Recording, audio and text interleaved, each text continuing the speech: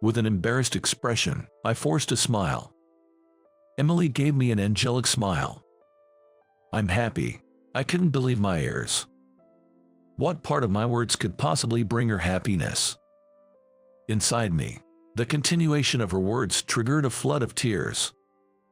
My name is John. I'm a 42-year-old handling general office tasks for a civil engineering company started by my uncle. Originally, my mother was the one handling the office work, but she got sick as I was about to start job hunting in college. My uncle, who studied economics, offered me a job unsolicited, and suddenly, I found myself employed as an office worker in his company. Coming from a large family, I have many relatives. At that time, most employees were relatives, and although I was approached for a job, being more of an indoor person, I had always declined since the men were primarily field workers. Being hired for an office job was more than I could ask for. My uncle was generous, and the benefits were quite good. However, despite the increase in field workers, he did not hire more office staff, so I am still the only one, which is quite exhausting. And now, I am lying in a hospital bed. I was called in last minute to participate in a local volleyball tournament, where I ended up tearing my Achilles tendon and just had surgery. Today is the anniversary of her death. Alone in the hospital room, I sighed to myself. Then, I placed a photo frame from my bag on the bedside table. Sorry, Laura, I can't visit your grave on your death anniversary. I'll come once I can walk again, so please forgive me. Laura in the photo was still smiling. 6 years ago today, I lost my wife, Laura, to illness. Laura, who had chronic respiratory issues since childhood, and I met in college. She often laughed and cried easily, and I fell in love with her. With a vivid imagination, she would tear up just seeing the title of a sad movie. When I saw her teary eyes, Laura would puff up her cheeks and say, "I'm not crying, I just yawned." After a few months as friends, I confessed, but was initially turned down. She refused, citing her frail health and inability to do normal activities. But I couldn't give up and persistently pursued her until she finally gave in, and we started dating. Our relationship with Laura was peaceful and warm, like basking in the sun. We couldn't do active dates like beach trips in summer or skiing in winter, but renting DVDs of our favorite shows and watching them at home. It was perfectly comfortable. When I proposed, she resisted even more intensely than when I asked her out.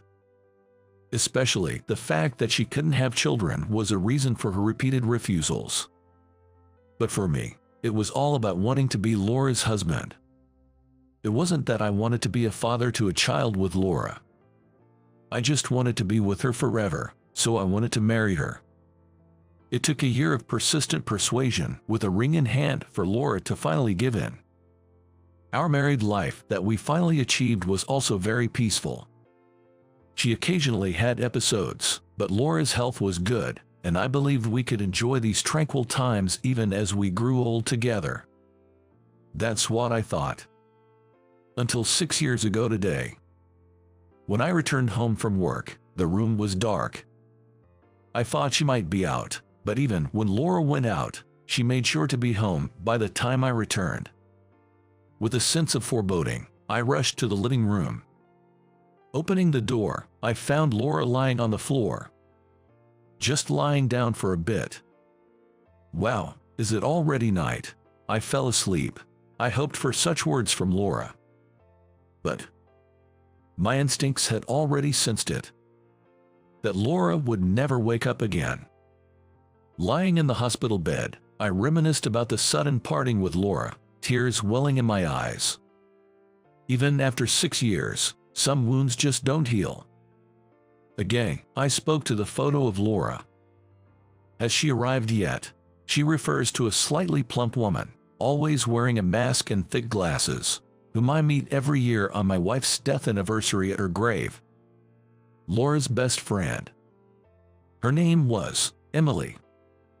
Even 6 years after my wife's passing, Emily visits the grave every year on the anniversary, and if she gets there before me, she cleans the grave spotlessly. If I arrive first and finish cleaning, she places flowers, lights incense sticks, and prays silently. Her dignified figure always seemed a bit charming to me. Every year we meet, we share a few memories of Laura. Her voice is clear and pleasant to listen to. Yet, despite her elegant praying pose, she always looks down when talking to me. Seems she has a complex about her appearance. I like that dignified figure of hers, though, after thinking this, I suddenly panic. I don't mean like in that way. I'm not trying to make a move on Laura's best friend. Sweating awkwardly, I make excuses to Laura's photo. I was hospitalized for 3 weeks. I could have been discharged a bit earlier, but having worked continuously, without a break, I wanted to rest a bit longer. Plus, this might prompt them to hire another office worker. I've been managing the office work alone. Being away for 3 weeks, they would have to hire someone, right? I had hoped for that, but then I got a call from my uncle saying, "We hired a temp while you were away." That news left me disappointed. I was told to expect calls or emails if there were any issues, but not once did I receive either. On my first day back, I arrived at the office early in the morning. Grateful that there was no communication about work, but also anxious. There was a chance that no work had progressed at all. I turned on the computer and checked the accounting software and other things. I was surprised. Despite not having handed over my work, everything was perfect. Even the parts I had loosely organized were sorted out. All the receipts, invoices, and quotes during my absence were filed separately, ensuring no mistakes. As I was impressed with the temp's work, the door opened behind me. The field workers were all gathering at the site today, so the person who opened the door had to be the temp. I turned around quickly to see who it was. There stood a slender, clean-looking beautiful woman with her hair tied back.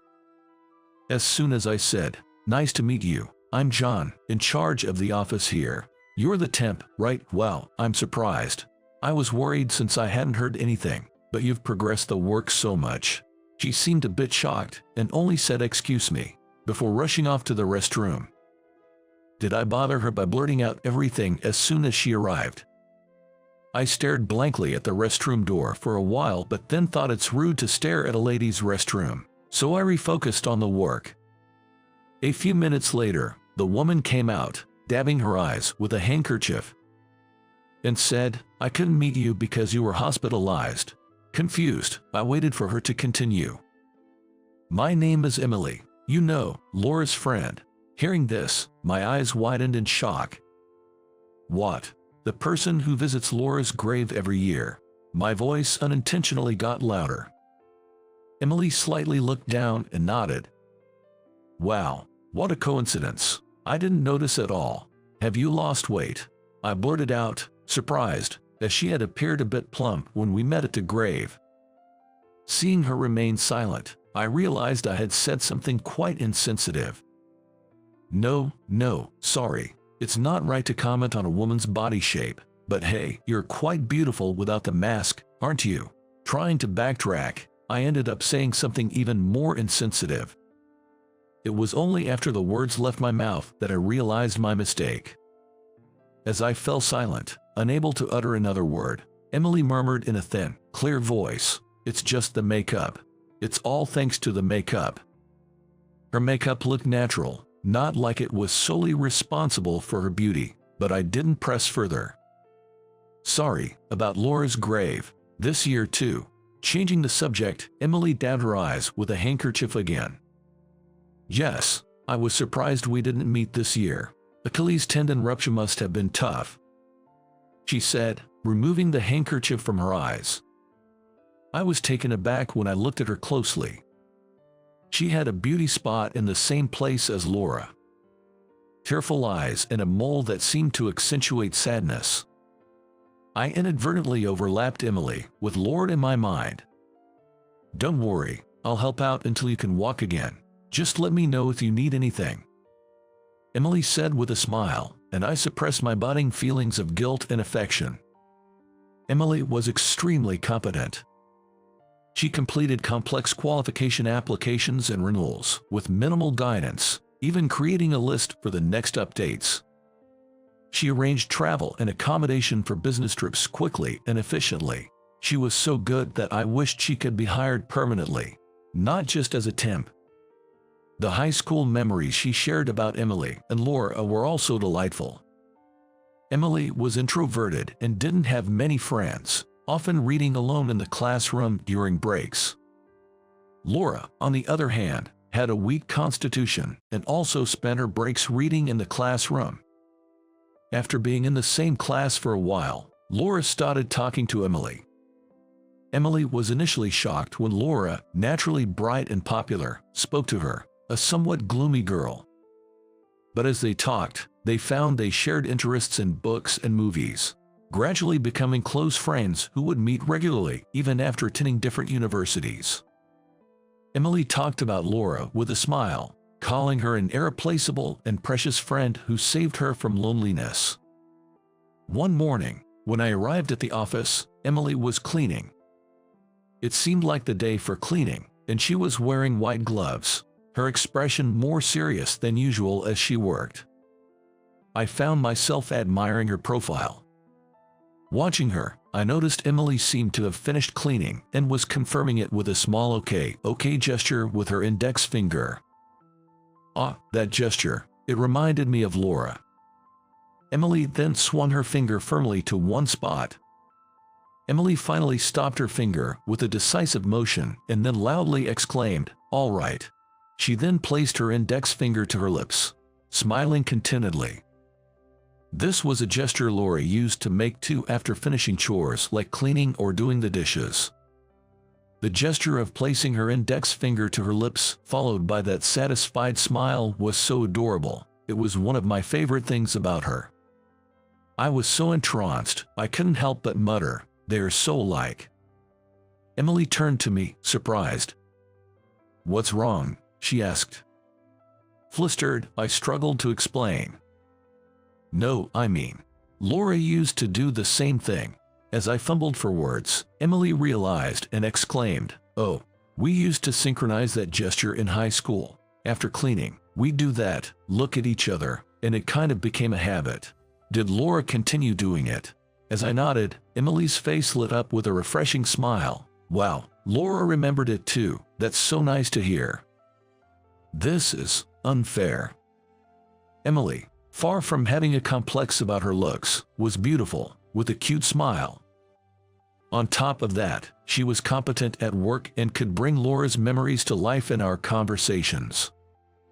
As I spent days alone with her in the office, I gradually began to develop feelings for her. With a recent gesture, my feelings for Emily swayed greatly. But at the same time, I thought, it's disrespectful to Emily to see her as a replacement for Laura.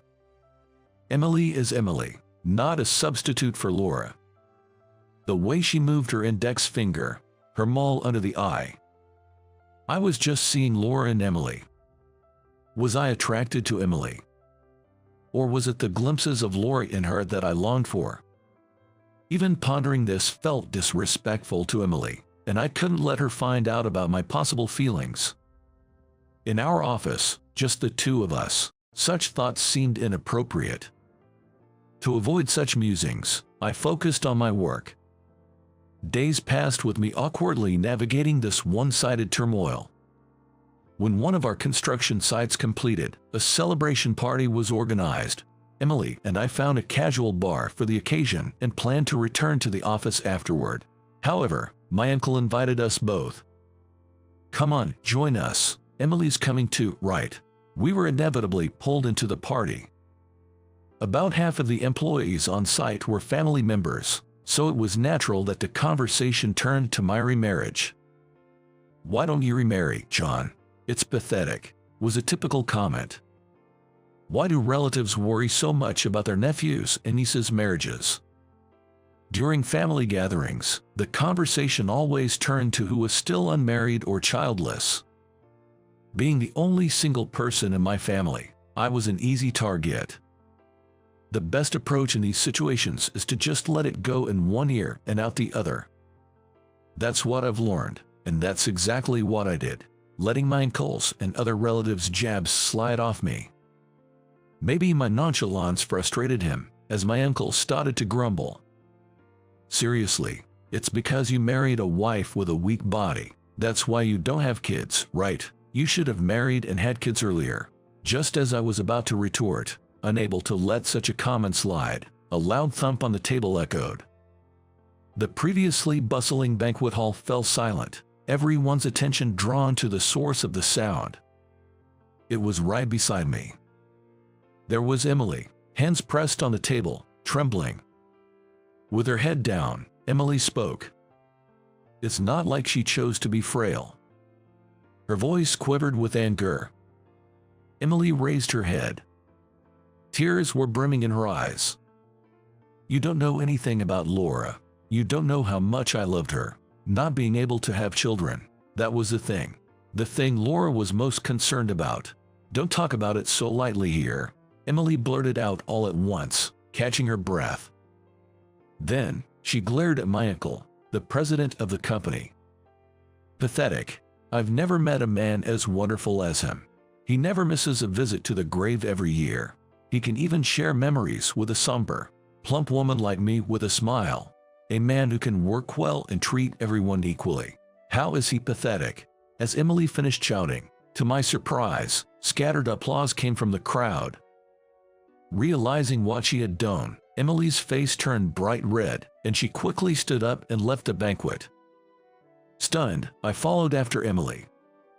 Stepping out of the pub, I saw a glimpse of a white shirt in a narrow alley. There was Emily, crouched down.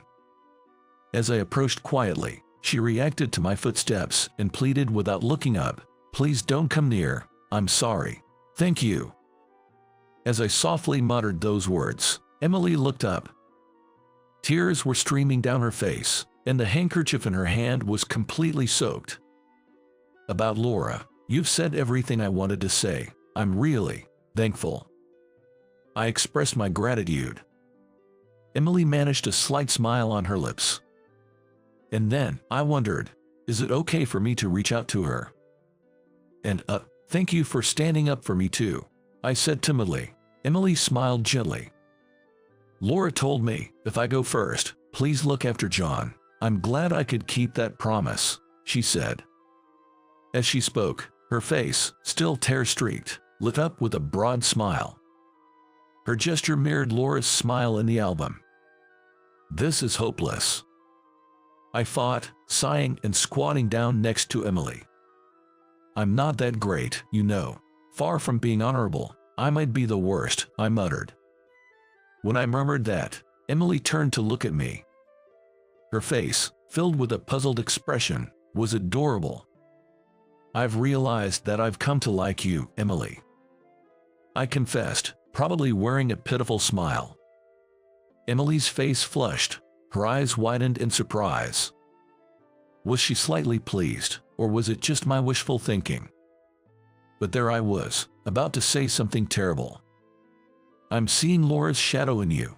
The pointed finger check, your mole under the eye, and even that smile just now. Tears started to well up in my eyes. How cruel I was to say such things. I'm the worst, right? I said, trying to smile for my shame. To such a despicable man, Emily offered an angelic smile. I'm happy, she said. I couldn't believe my ears.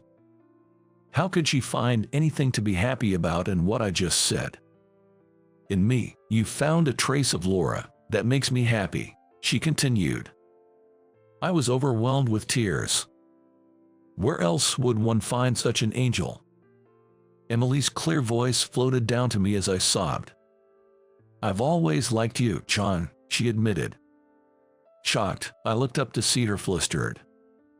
No, not like that. Not when you were married to Laura. I realized it later, probably first at Laura's funeral, she clarified. I remembered that funeral. I must have looked like the epitome of a pathetic man. I saw you crying so openly and thought, he truly loved Laura. I was envious of her, being loved so much, she said. That someone saw my weeping in such a light. I bowed my head again, wiping away the tears. I thought that was it, that we wouldn't meet again. I was so surprised the first time we unexpectedly met at the grave. As I spoke, Emily listened with a gentle voice enveloping me. Each year, just once. Meeting at the grave, my feelings would surge every time. But I had always kept a lid on those feelings, telling myself it wasn't right to fall for my best friend's husband. I wasn't pretty, and I was overweight. You were always kind to me, even if we only talked once a year. I thought I shouldn't fall for you, she confessed. I shook my head. Sure, you were a bit chubbier then. I began but sensed her mood drop. But Emily, your dignified look when you prayed at the grave, it really got to me, I said. Her face turned a deeper shade of red. Each year, I was a bit taken with you, Emily, but it felt wrong, you know, falling for my wife's best friend. It seemed unfair to Laura. As I opened up, Emily stared at me intently. I feel like Laura is cheering for me from above, Emily shared. Curious about what she meant, I waited for her to continue. Isn't it amazing how we've met every year at the grave without planning? I never waited or arranged to meet you, it just happened, she explained. Indeed, that was true. Sometimes I visited in the morning, other times in the afternoon. And then, there was last year. Last year, I couldn't make it on the anniversary due to an unavoidable task, so I went a day later. I began. Emily picked up the thread of conversation.